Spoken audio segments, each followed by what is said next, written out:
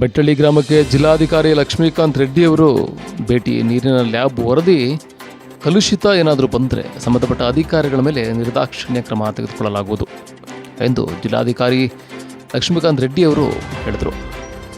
ಹೌದು, ಬೆಟ್ಟಳ್ಳಿ ಗ್ರಾಮದಲ್ಲಿ ಕಲುಷಿತ ಕುಡಿಯುವ ನೀರಿನ ಸೇವನೆಯಿಂದ ವಾಂತಿ ಭೇದಿ ಮತ್ತು ಒಂದು ಸಾವು ಕೂಡ ಸಂಭವಿಸಿದೆ ಎಂದು ಗ್ರಾಮಸ್ಥರು ಆರೋಪಿಸಿದ ಹಿನ್ನೆಲೆಯಲ್ಲಿ ಇಂದು ಜಿಲ್ಲಾಧಿಕಾರಿ ಲಕ್ಷ್ಮೀಕಾಂತ್ ರೆಡ್ಡಿ ಅವರು ಗ್ರಾಮಕ್ಕೆ ಭೇಟಿ ನೀಡಿ ರೋಗಿಗಳ ಪರಿಸ್ಥಿತಿಯನ್ನು ವಿಚಾರಿಸಿದರು. ನಂತರ ನೀರಿನ ಟ್ಯಾಂಕರ್ ಬಳಿ ಹೋಗಿ ವಾಲ್ ಚೆಕ್ ಮಾಡಿ ವಾಲ್ಗಳನ್ನು ಎತ್ತರಕ್ಕೆ ಇಡಬೇಕು ಹಾಗೂ ಸುತ್ತ ಕಟ್ಟಿ ಸ್ಲ್ಯಾಬನ್ನು ಹಾಕಬೇಕು. ಇಲ್ಲವಾದರೆ ಮಳೆಯ ನೀರು ನಿಂತು ಹಾಗೆ ಇದ್ದರೆ ನೀರಿನ ಒಳಗಡೆ ಮಿಶ್ರಿತ ಆಗ್ಬೋದು. ಅದರಿಂದ ಕೂಡಲೇ ಇದನ್ನು ಸರಿಪಡಿಸಬೇಕು ಎಂದರು. ರೋಗಿಗಳಿಗೆ ಯಾವುದೇ ರೀತಿ ತೊಂದರೆ ಆಗದ ಹಾಗೆ ಚಿಕಿತ್ಸೆ ನೀಡಬೇಕೆಂದು ಆರೋಗ್ಯ ಇಲಾಖೆ ಅವರಿಗೆ ಸಲಹೆಯನ್ನು ನೀಡಿದರು.